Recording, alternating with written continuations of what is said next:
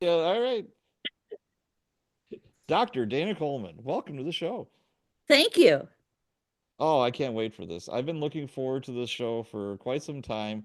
Yeah, and I have to thank Frank Carson, who is a loyal listener of the show, friend of the show. He said, "You know what? You got to have Dana Coleman on your show. She wrote the book, Never Suck a Dead Man's Hand." And I'm like, "Oh my God, that's awesome." So I'm thinking to myself, where did you come up with that title? And did it help or hinder sales, do you think? I think it helps sales because it's so bizarre, but the story behind it is that I was on a fatal accident, which is not funny at all. Um, and the individual that died was in his hands had gone into rigor. So I was trying to get fingerprints from his fingers, and the only way I could do it was to breathe humidity on his fingers. Anyway, I lost the touch of his hand. His hand ended up in my mouth, and I wound up sucking a dead man's hand. The good news is that I got the fingerprints. I did get fingerprints. The bad news is I had the dead guy's hand in my mouth, and he was a smoker, and I could taste the cigarettes on the Oh. so it was just disgusting. But I think at the end of the day, you do what you have to do to collect evidence and whatnot. And what I did, I think, is above and beyond. But Yes, yes, it but is. but you do what you got to do to make a victim identification or whatnot. So Now, let's start at the beginning here. You were a crime scene investigator for the Boston County PD, is that correct? Baltimore County, Baltimore, yeah. I was thinking Boston. Yeah, you Baltimore got the County. B right. Yeah. So, how old were you when you first started that? So I graduated from college with a degree in anthropology when I was 21. Before that, I was in nursing school. Can you imagine me as a nurse? It would be the worst thing ever. So, so yeah, so here's my story. I was 21. I graduated from Towson in anthropology, but I wanted to do crime scene work. So I ended up doing forensic archaeology when roads or construction was going to impact a cemetery. I got sent out on those jobs. So I I was able to meld my love with my work. Okay. So, how did that turn into being a crime scene investigator? Yeah, so it's funny you asked. So I would be out there digging cemeteries, archaeological work, and I thought, if I killed somebody, where would I bury them? In a cemetery, right? Yeah. And so I became interested in cemetery work from there. I was also working for the Smithsonian at the time. So that took me on mass grave excavations and exhumations here, there, and everywhere. But yeah, I just knew that there was a need for people to dig graves and know the science behind it. And so that's kind of where I've come from. So, how did you transition then to joining a police department and being a crime scene investigator? Where did Well, that come that's from? interesting. Yeah. So I couldn't be a crime scene investigator full time and work for the Smithsonian full time. So I had to juggle both of them. So I left the Smithsonian. I went to Baltimore County where I was a crime scene investigator, but I still work for the Smithsonian on contracts. Oh, okay. All Yeah. right. So, So let me just say this. sure. So at Towson, we're on a 10-month contract. I have 2 months off in the summer. That opens the window for me to do forensic archaeology work or forensic anthropological work. You almost sound like Indiana Jones. That's kind of cool, I know, it's so you know. it's so funny. My ringtone is Indiana Jones on my phone. I'm trying to, oh, look up on my phone. Dun, dun, dun, dun, dun, dun, dun. Yeah, it's my ringtone. So your father was a police officer, correct? My dad was a police officer. He was police and then went into the fire department. A Um, smart guy, smart guy. All yeah, smart right. guy. Until he had a stroke at the at the fire department Oh from lack of no. oxygen and a thing. But no, I take very much after my dad. He's my hero. He's not alive anymore, but Hmm. whatever he did, I wanted to do, and whatever he did, I still try to do. So why not become a cop? Why not go I and know, isn't that crazy? So yeah, let me tell you a funny story. sure. So when I was working in the crime lab, there came a point where everybody kind of needed to grow up. And so some people went into the police force, some people left. My best friend is an FBI agent. I put in all my paperwork to be a police officer, and at the last minute I pulled it. Why? I don't know. Because I think you'd I be just knowing you for 5 minutes, I think you'd be good because you know how to I think talk. I'd be You're a great. great talker, and that's a I would be huge great. part. Yeah, I don't know. I pulled it at the last minute. And in hindsight, I regret it. I do regret it because Okay. I think it would have been good. So when did your fascination with becoming a crime scene investigator start? When I What was the was a spark? kid, no, it's a good question. When I was a kid, I would be the weird kid in the woods picking up snake skeletons and, turtles and whatnot. So I've always had like a interest in the I don't want to say macabre, but I think that's probably the appropriate Okay. word. But I was always interested in death and death investigations and decomposition. I know it doesn't sound normal, but it is what it is. That's awesome. Okay. I mean, So when you were a kid, let me ask you, did you like go in the woods and find dead animals? No. Well, I grew Oh, you did. I was born in Chicago. There wasn't a lot of woods to go around, Oh, all right. but when I was in high school, we moved to rural Wisconsin and I got my eyes open because, one of my best friends lived on a farm and not a whole lot of dead skeletons anywhere, but just being on a farm and doing farm stuff. And it's like, oh, we get to bale hay today? That is so cool. And all of his brothers are like, there's something wrong with this guy. I That's thought so funny. every chore on the farm was super awesome and fun. And to them, it was It drudgery and was hard work. drudgery Yeah, work. right. They were little farmhands. That's why you have so many kids when you're a farmer. That's Those so are funny. It's like the Duggars, right? Yep, it's your free labor. So, what did your parents think about you getting a job working with dead people and doing CSI stuff? So my dad was obviously a cop and a firefighter. My dad was my best friend. My mom, on the other hand, has her fingernails done, lipstick on, her eyelashes. My mom was a travel agent and did Okay. travel like high dollar travel for people. So my mom hated it. My dad loved it. Just leave it at that. Yeah. Yeah, I was But it's funny though because my mom, I'll hear her talk about me to her friends and she's like she does that, but she'll never do it to my face. so I love looking back at your youth, one of the things in the book that jumped out at me was cat stew. Could you kind of talk about that that? cat. No, it was a cat or was it cat or rabbit? It was It was cat. cat. It was It cat was stew. cats.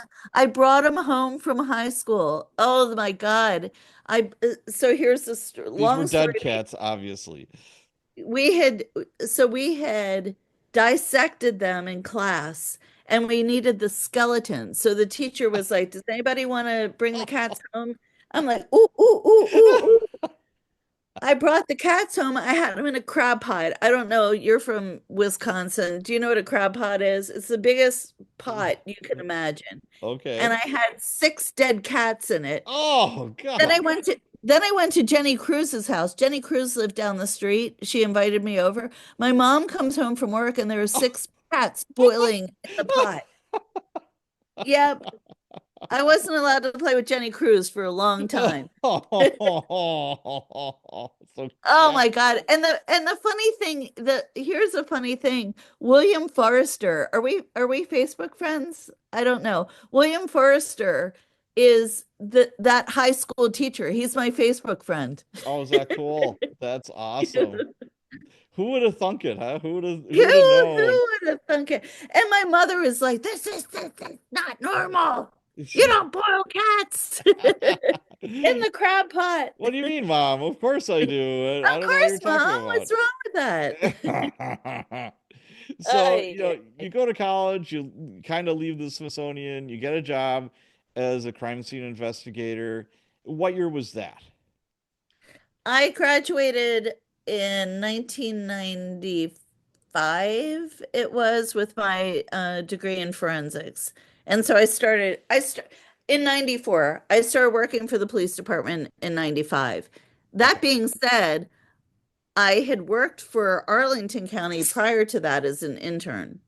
Okay. Oh, okay. Okay. Yeah, So so you get a so I've been job. around since like the early 90s. Gotcha. So you get a job and you were hired on as a civilian to do crime scene, to be a CSI, and you were like the first batch of civilians, correct? To It was do, horrible. Yes. what people don't understand is for forever, all the jobs on the police department, except for like secretarial, like clerk work, was they were civilians, but everybody else was a sworn member. Right. And when I first started, dispatchers, CSI, everybody was a sworn, law enforcement officer. And slowly but surely, it started with the dispatchers. They're like, no, why should we pay, for a full uniform police officer to be up in communications being a dispatcher? Now, my retort to that was they were 100 times better than the civilian ones because they knew what you were into. A good dispatcher felt like there was another partner next to you when you were on a call that was really dicey. They knew exactly what to say, who to get, et cetera, et cetera.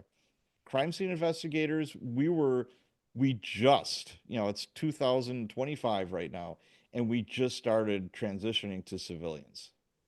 And Wow. and that was because the unions were fighting a tooth and nail because that's taking a job away from a Yeah. police officer.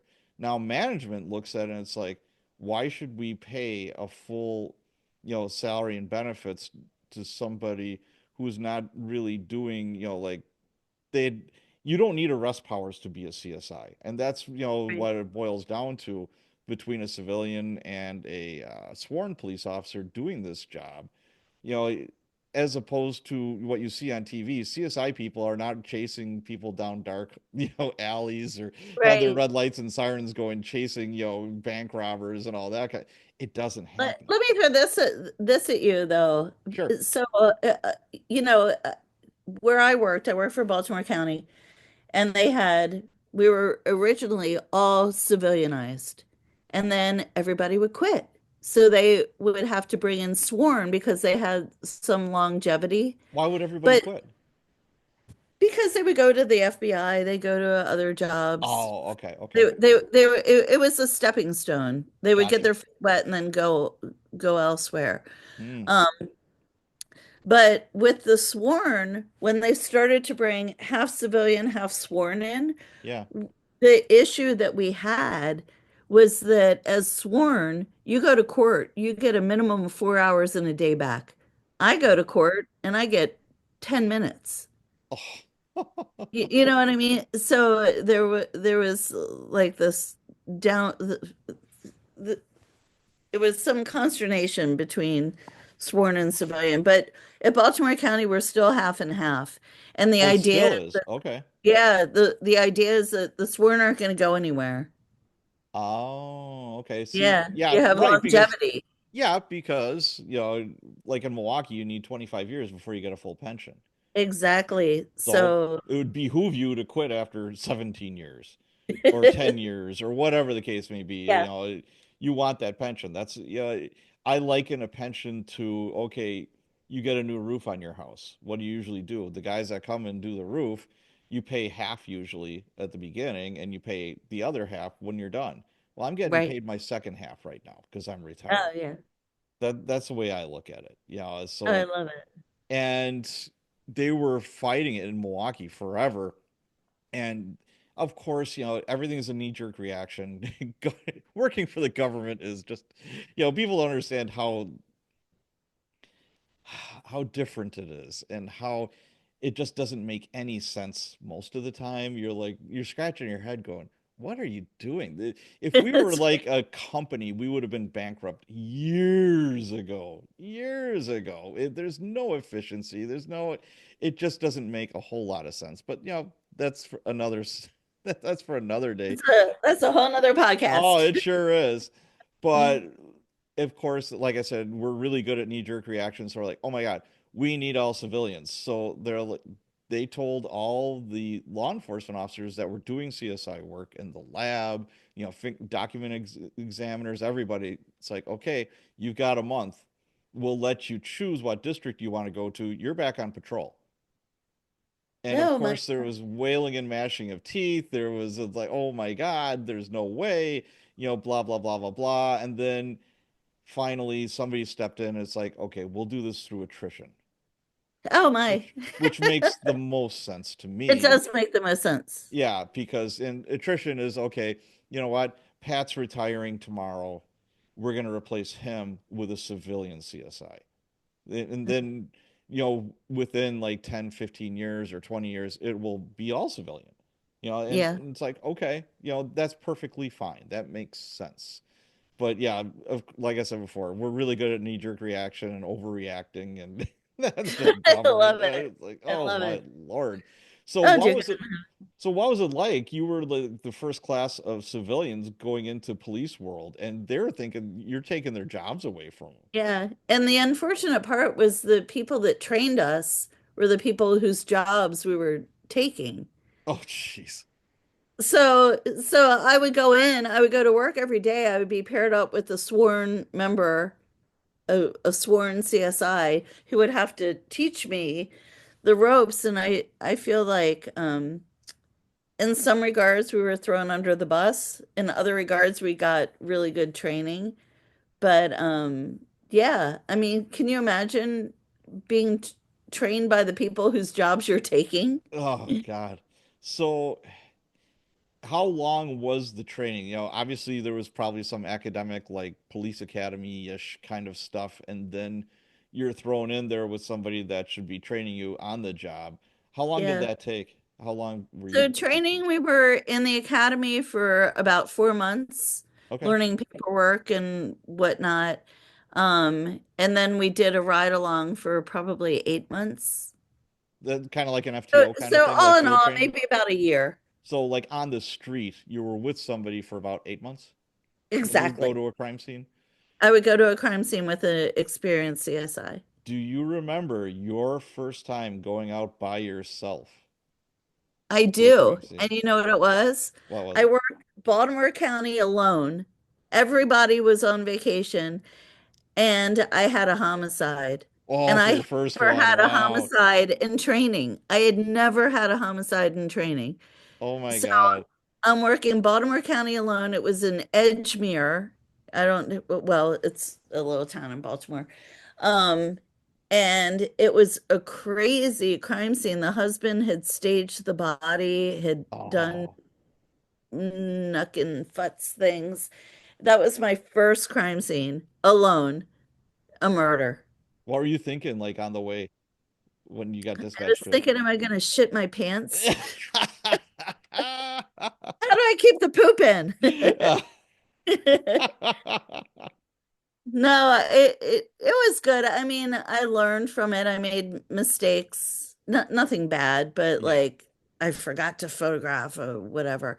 Um, and I'll tell you, it was actually it's one of the murders that sticks out to me because he staged the body. You normally don't see that. He cut the telephone lines. You never see that. I mean, Right. that's like Lifetime TV, right? Yeah, And absolutely. and he had done all that, but he had we're we're not going to put this on tape, but he had propped her body up and put birth control pills down her like buttons. What? It was the most bizarre thing ever. Oh my Yeah. God. This will be on the show because that's just too weird that not to have on the show. And so yeah, it'll be on here. And so, oh my God, birth control. So obviously this guy was crazy. Yeah, he was an hot mess. How did he kill her? Was it a gun or a stabbing or what was it? He asphyxiated her. Oh my gosh, with like a pillowcase or something or just Yeah, like strangle? her, strangled her. Okay, so Honestly, it was so long ago, I don't remember. I think she was strangled though. so there's gonna be ligature marks on her throat. I mean, on her neck, obviously. Yeah, there would be. Yeah, and petechia maybe on the eyes. Yeah, petechial hemorrhages. Yeah, Yeah, yeah, all that kind of good stuff. Yeah. all that good forensic Yes, fun. exactly. Wow. That so did you have like self, you said you trying not to poop your pants. Yeah, is there any like self-talk where you're like trying to build yourself up? Do you remember? Or did you like go into No, a scene try to prep yourself? the only scenes that I disliked were animals. Isn't that Mm, crazy? no, Like I if there would be like a dog fight, I'm such an animal, uh, like my heart just right. bleeds for animals. And so if we handled, I don't know, a dog fighting operation or whatnot, Oh that yeah. just killed me. I've And been to then the those other too. thing too, Oh, like if the police were doing a search warrant and they had a dog, one comes to mind, it was a pit bull. She had puppies. She was protecting her puppies. sure. It was in the corridor of a Ah, anyway, they wound up shooting her. And I just remember them pulling her out and her legs were broken. Oh, it ah, just like, I can't take it. yeah. That's where I draw the line. Like animals, show me old people, show me babies, don't show me dogs. So let me ask you this. What was the strangest piece of evidence you encountered as a crime scene investigator? Eggshells. Eggshell. Tell us about that. Eggshells. So I handled a murder on a thoroughfare around here. It was on Halloween night, and a kid was on a bike throwing eggs at cars. Yeah. One of the cars didn't like having an egg thrown and opened fire, shot and killed the kid on the bike. Oh my And God. I spent probably 2 hours picking up eggshells off Oh, of Liberty Road.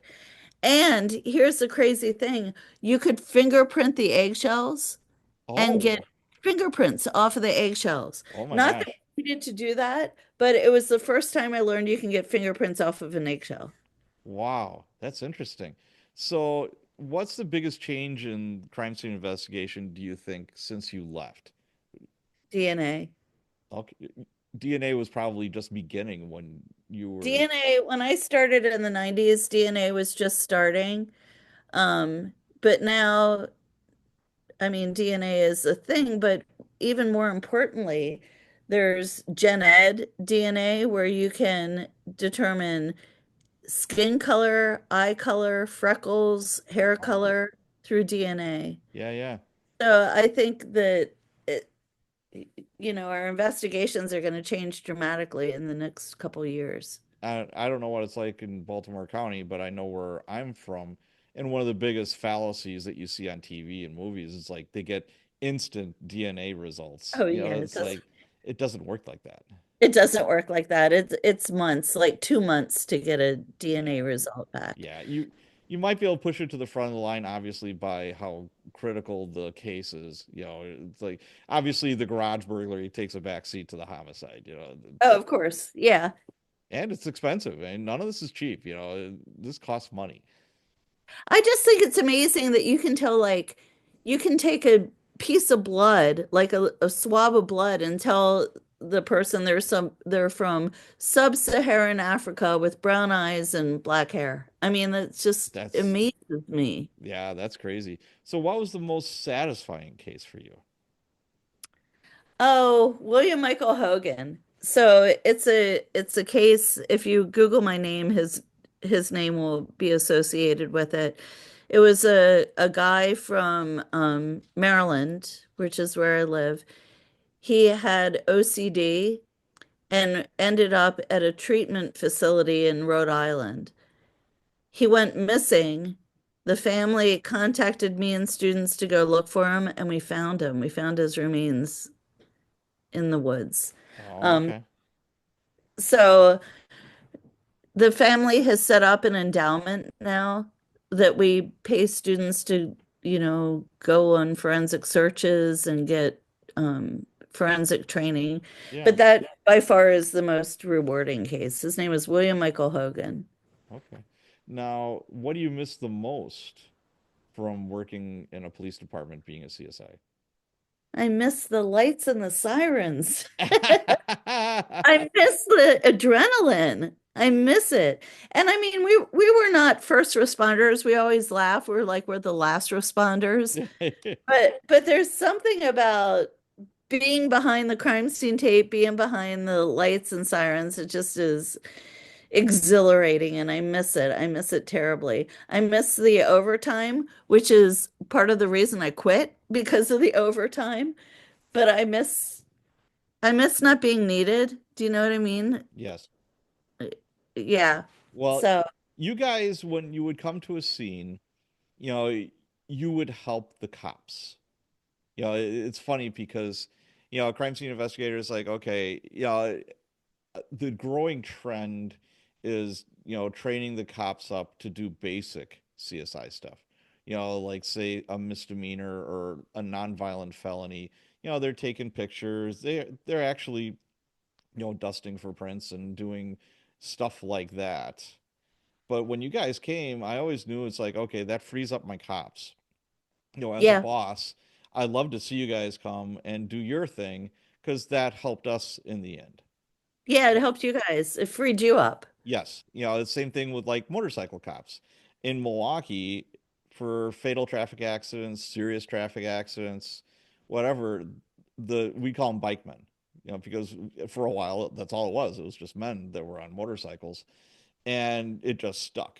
It's like I need a bike man, and it's like when I see two or three bikes, these big old Harleys lumbering down the road at this just colossal, just cluster of a traffic accident. It's like, yeah, we got it, Sergeant. I'm just like, I want to kiss you guys.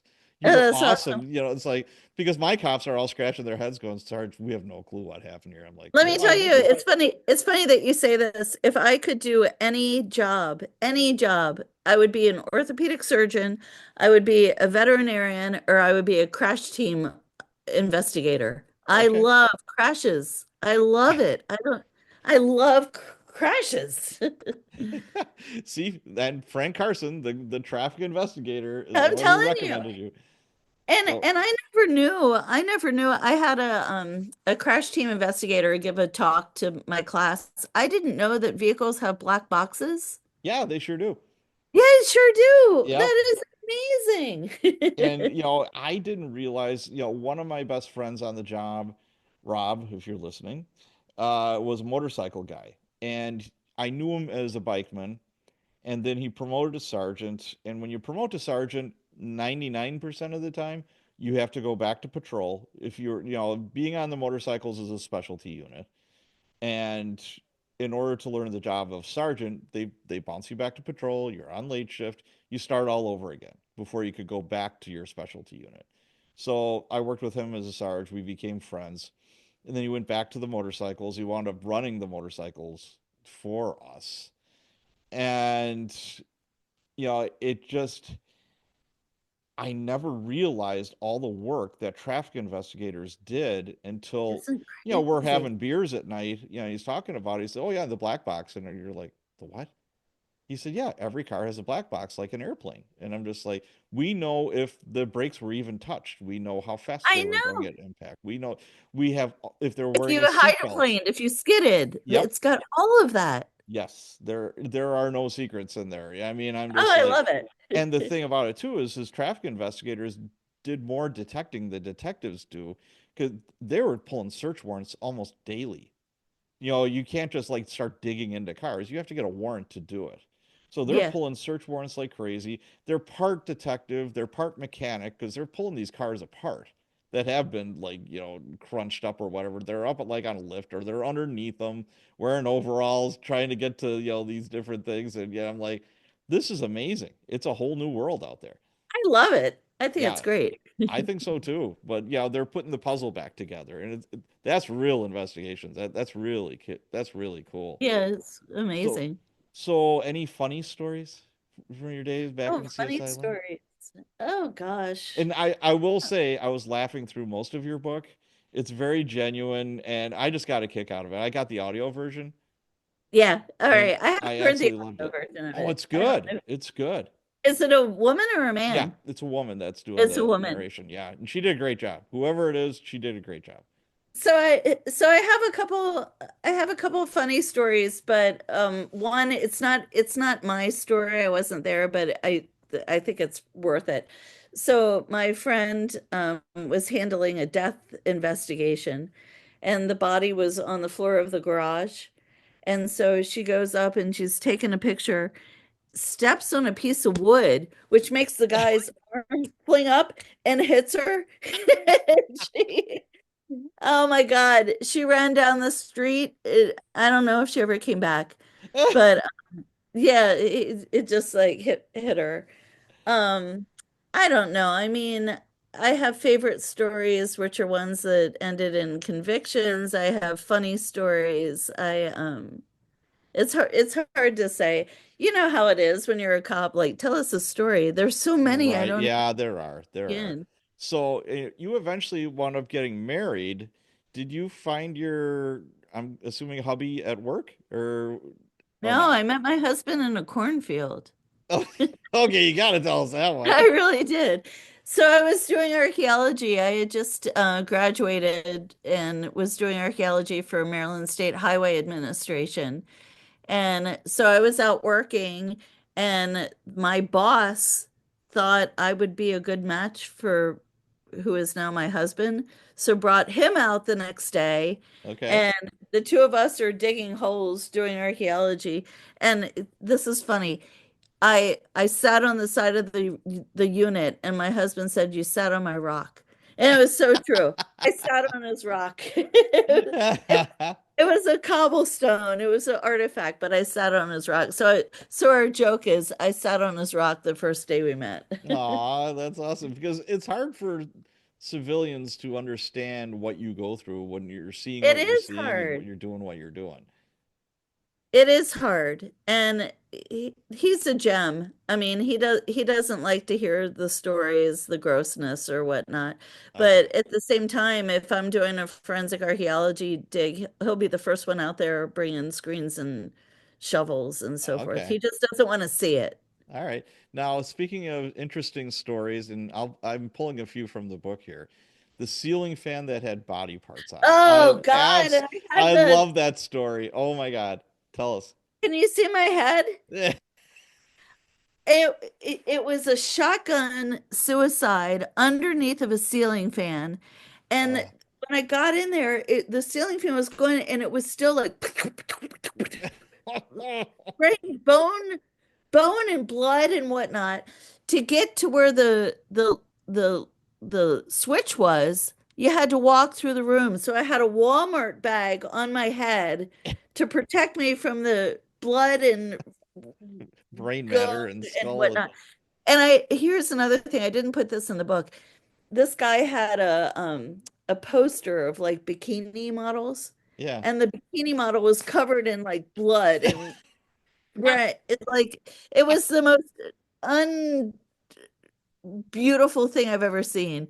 Oh. But yeah, so I had to put a Walmart bag on my head because it was just like and then the medical examiner came and they pick up they pick up what is They pick there. up everything, yeah. But it so much of it was like pulverized. They couldn't pick it up. It was horrible. That was a bad day.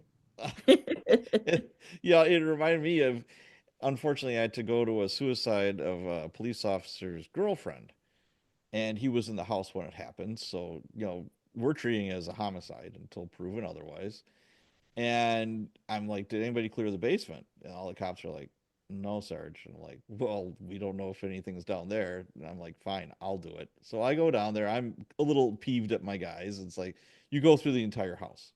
Obviously, okay, there's a dead body in the bedroom. She shot herself with his gun.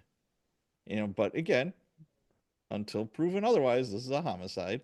And I'm Yeah, downstairs and, I got my gun out. I'm going room to room. I'm clearing. All of a sudden, something like hits in front of me, like a splat. And I'm like, well, what the hell?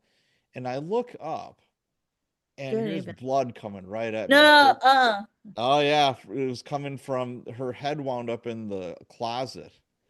And uh, it was going uh, down it was a wooden floor, and there must have been a hole for like a satellite, like a cord or something. yeah. And it missed my nose by Oh, that's so horrible. a millimeter. I mean, I'm just like bloop bloop, and I'm like, oh shit. Oh my God. I'm so So let happy me that tell didn't hit you, my face. that brings me a story to mind. Marion Cusimano is the victim's name. She was an elderly woman. I'll make a long story short. I take it back. She wasn't elderly. She was in her 60s. Okay. She had multiple sclerosis, Mm. had no family or friends to take care of her, so she ended up in a nursing home. One of the workers of the nursing home said to her, Evelyn Cusimano, I hate working here. You're too young to be in a nursing home. Why don't we move back into your house? And the idea would be that Evelyn Cusimano would move back into her house. She would bring the caregiver. The caregiver wouldn't pay rent, but would take care of her. Okay. And so yeah, so it sounds like a good plan. Yeah. They move back into the house. The caregiver moves her baby's daddy, the babies, her sister, her Oh, sister's oh babies. shit. This is a two-room bungalow. And they closed the door for Evelyn Cusmano, never opened the door again. Oh. Anyway, the bank is going to foreclose on the house and they got a big mess. They've got Evelyn Oh. Cusimano, who is she's beyond dead. She is so dead that when Oh. you went into the basement, this is where my story comes important. When you went into the basement, if you looked up on the ceiling, there were stalactites of body fat, Ah. stalactites of adipocere. Unbelievable. Holy Anyway, catfish. they were all convicted of the crime, but Good. I just never forget seeing it. It was like icicles, but Oh, it was fat. oh, Oh, it's just jeez. nasty. That is beyond nasty. But Yeah, yeah, isn't it? but here's one that made me laugh. A police dog licking you after it had a face in it. Oh, I'm gonna Tell have a me face about in that one. its mouth. I feel like I shouldn't make fun of these stories, but it was a quintuple murder suicide. It was a big old mess. And anyway, the dog apparently had picked up a piece of tissue in its mouth. What I didn't realize is that when the dog has on certain collars, they're It's for trained to do different certain jobs. things. Right, yeah. Yeah, yeah, yeah. So it had the nice collar on. So I'm like, "Oh, look at you, little baby boy. Look at your baby boy." And he starts licking my face, and the officer's like, "I wouldn't do that if I were you." Like, what are you talking? He's such a baby boy. I wouldn't do that if I were you. It's just a little baby boy. You just give it kisses. And then I found out it had the face in its mouth. I laughed out Uh, loud when I heard that one on your book. Hell yeah. let me tell you another funny story though, real fast. So I when I did crime scene work, I live in the county that I worked in. Hmm. And so if it was like 2 in the morning and I had to pee or whatever, I would just come home. Right. So so I came home and it at this one point I came home, my dog had jumped up and I wore the radio on my hip. Okay. It hit the red emergency button. Yeah, this is in your book. I love it. Go ahead. Yeah, and like you, mommy gonna smack you in the hiney. Mommy Yeah. gonna smack you in the hiney. It went over the entire district. Mommy gonna smack you in. And the dispatcher's like 2041, you're right out there. I'm like, yeah, why? Mommy gonna smack you in the That's so awesome. hiney. What what about the dingo attack? What was that? Oh, the dingo in the basement. Yes. Is that the one? Yep. Yeah. So I handled it was a burglary, and it was crazy because the wife staged the whole thing. The wife was a nut. She was crazy. Yeah. So she had staged a burglary. Anyway, I get there. She's drunk. She's in bed, drunk. Yeah. Husband lets me in the house, and the next thing I know is like, is that fucking bitch down there? It's the wife. She unleashed the two, I call them dingoes. Is this the same story? Am I telling Yes. you the Yeah. same story? Absolutely. Yes. She unleashed the two dogs, and the dogs are down there like with their mouths all snarling and whatnot. I was on top of the washing machine. The husband is protecting me from the dogs. It was crazy. I That was love crazy. I love that You story. so let me just say this. I have a friend who's a CSI in England, and this is what she says. You can't make this shit up. Yeah. Yeah, that's very And true. I swear to God, if I were to write another book, it would be entitled, You Can't Make This Shit Up. That's very, very true. So explain to us what PR dust is. Oh, PR dust, public relation dust. So somebody has a burglary and there's absolutely nothing that you can process. You just sprinkle some PR dust around. Make it, if you make it black and dirty, they're happy. Even though you know you're not going to get anything out of it. That's so funny. But we call So, it PR. yeah, yeah, we are alluding to this previously with cat stew and all that. Do you still pick up roadkill and bury it in your bushes? I do. Oh my Let gosh. me tell you what I did 2 days ago.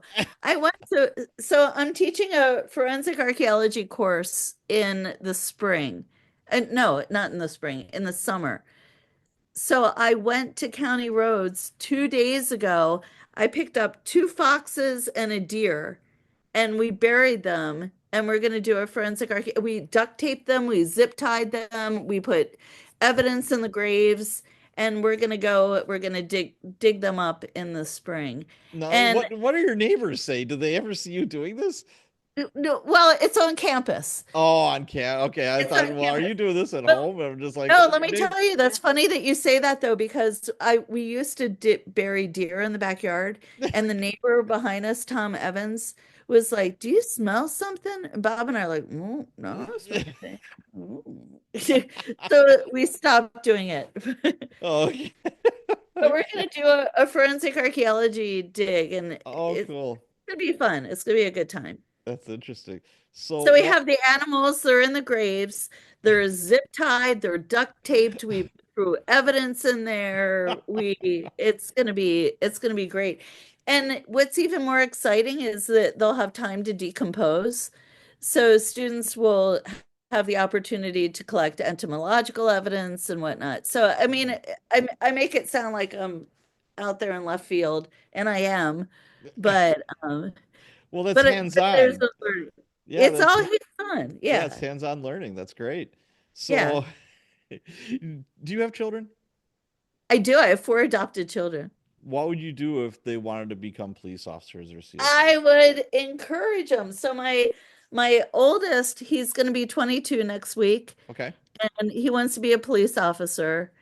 The other ones I don't know what they want to do, Okay. but I would encourage it. Okay. Well, God bless him if he does. I've got nothing but mad respect for anybody who does the job today. Me too. Yeah. Yeah, Absolutely. I So, he would make me proud. yes. So, how did it feel when you walked away from your career as a CSI? Horrible. I take antidepressant medications now. Okay. No, I loved it. It was the best job I could have ever had. I left it, I think, at a good time before I left it when I still loved it, which I think is important. Yes.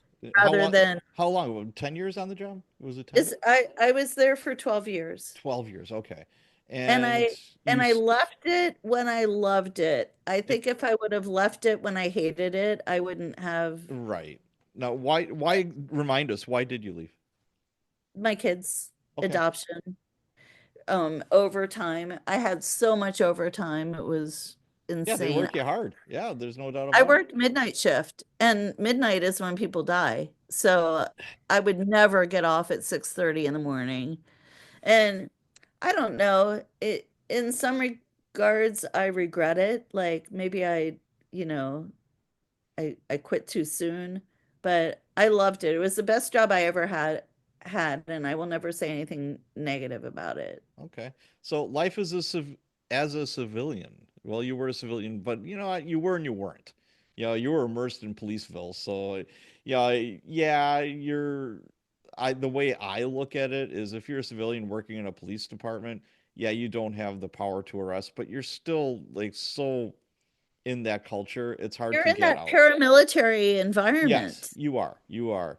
So, what did you do after? I mean, you were Uh, taking care of your kids, but did you just kind of like trudge forward with your academia? yeah, I trudged forward with school Okay. and and um and trying to create forensic archaeology experiences for students. So, is it fulfilling? Not as much as doing CSI work. Now, can Uh, you say like what college you teach at? at Towson, yeah, Towson Townsend? University. Where is that? Yeah. It is probably 20 minutes north of Baltimore. Okay. All right. It's 25,000 students. It's a big school. All right. So one more story. Well, I don't think it's CSI related, but it's more archaeological. Getting a human skull through TSA or or or through customs. Yeah. Tell us about that. So that is prior to 9/11. Okay. But I was traveling back from Utah, and the guy that I was working for at the Smithsonian wanted me to bring some specimens home. So I had them in my checked baggage. And so you see like going down the conveyor belt, the shoes, the bin, the this, and then all of a sudden the conveyor belt stops Yeah. and it backs up. The guy's like, "Is that what I think it is?" Is that what I think it is? And all you could see, because I could see the screen, were like three open faces. And so, yeah, we do things very differently now than we did back Okay. then. But that was always a funny story to tell. So you were detained, I would imagine. I was detained. I had to, and here was the thing, I was detained. I had to have an excuse, but my ID was checked in the baggage below the Oh plane. It no. was a nightmare. It was, well, hey, listen, I live to tell about it. So, Yeah. That's so funny. So, your book, Never Suck a Dead Man's Hand, Curious Adventures of a CSI. Why did you write it? so I would always have stories. Like I would come home from work and people would be like, "Tell me a story. Tell me what Sure. happened tonight." And I had so many stories that when I left, when I finally left my job, I was so despondent because I loved that job. I loved it. I couldn't do it anymore. And my husband bought me a book. It was called The How to Get Everything Published book. That's exactly what it was entitled. Okay. And I opened the book and it was like, go to this website, ask about what was it? Um, Not authors, publishers actively Mhm. seeking. Okay. And I did that. I started with A, and by the time I got to B, Bob Mikoy, I had an agent. Okay. Interesting. All right. So, what do you want people to get out of it after they read Oh, just how fucked up people are.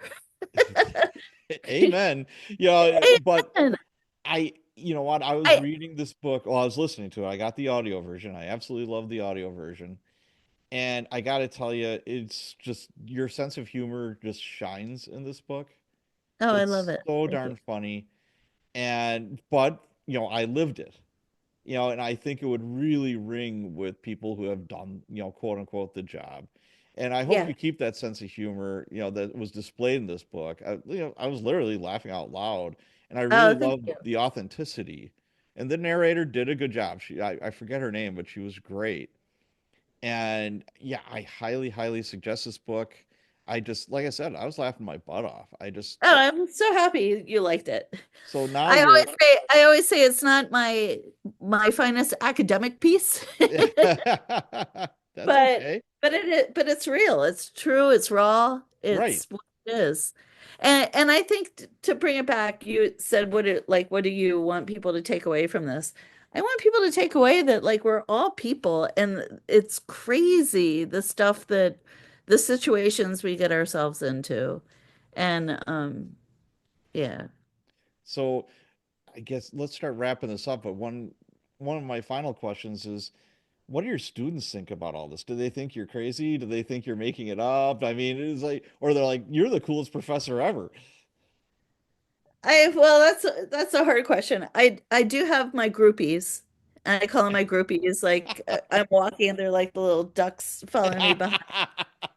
Um, but no, I mean, there's a whole gamut. There are some students, the forensic chem students that just want the DNA. They don't care about the crime scene Mm. stories and whatnot. Then I have the students that are interested in the crime scene and not the DNA. So, yeah, it's a wild card, but yeah. Now, how long have you been teaching? How many years? I started teaching in 1999. Oh, okay. So it's been quite some time. It's Yeah, been I started full time in 2007. I was, like I told you before, I've spoken at 4-year colleges and I've spoken at 2-year colleges, and I almost like speaking at the 2-year college a little bit better. I the Why is students that? the students were a lot more receptive and asked a lot more questions. Yeah, Where at the 4-year college, it was like an intro to criminology class that I spoke to. And maybe it was me. I should probably, the first thing I should do is look at myself and see how I presented. But the ones in the 2-year class seemed they were a lot more blue collar, I guess is the best yeah, way to put it.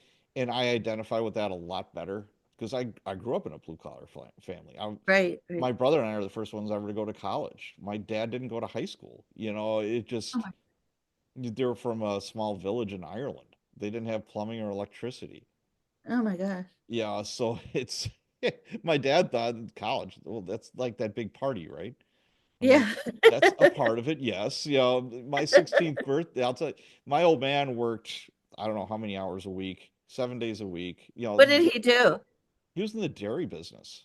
Oh, His dairy. his there was a working dairy in downtown Chicago. Well, it wasn't downtown. It was kind of like off the beaten path a little bit, but it was in the city of Chicago where farmers would come in with their milk on daily.